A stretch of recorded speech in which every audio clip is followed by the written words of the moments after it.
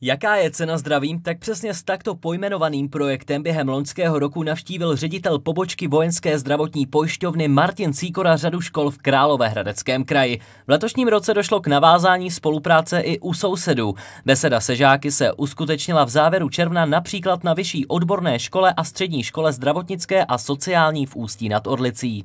Vzdělávací projekt podpořil nově v letošním roce Pardubický kraj. Pro studenty jsou připraveny besedy v rozmezí 45 až 90 minut. Ono totiž ve chvíli, kdy se dostaneme do situace, kdy už jsme dospělí a už řešíme, že nám chybí ten zubař nebo nějaký jiný lékař, tak často se stává, že i dospělí lidé volají na kraj a říkají kraji, vy mi dejte toho doktora. Ono to tak není.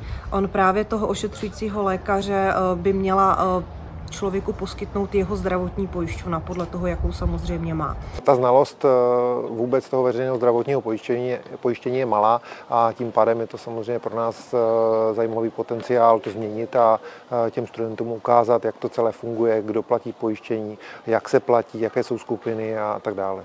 Součástí vzdělávacího projektu je také prezentace zdravotnické záchranné služby Pardubického kraje.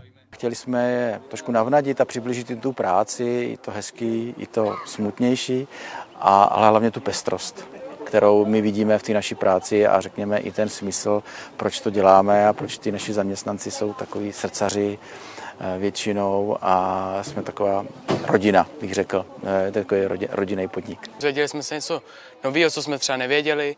Dost mě překvapilo třeba to zdravotní pojištění, jako kolik to stojí. Všechno, že třeba klasická rýmička jako stojí 300 pade, to mě dost překvapilo. No, dalo mi to velmi zajímavé zkušenosti pro můj život. Určitě jsem více informovaná a vím, jak budu se postupovat, když přestanu studovat a začnu pracovat, tak vím, na co si dát u pojištění třeba pozor. Já jsem se dozvěděl hodně o tom pojišťovní, o kterým jsem vlastně měl minimální vědomosti. Na podzim plánuje ředitel pobočky Sýkora s projektem nadále pokračovat. V případě zájmu o besedu se stačí ozvat asistence hradeckého ředitele pojišťovny. Patrik Andejsek, televize V1.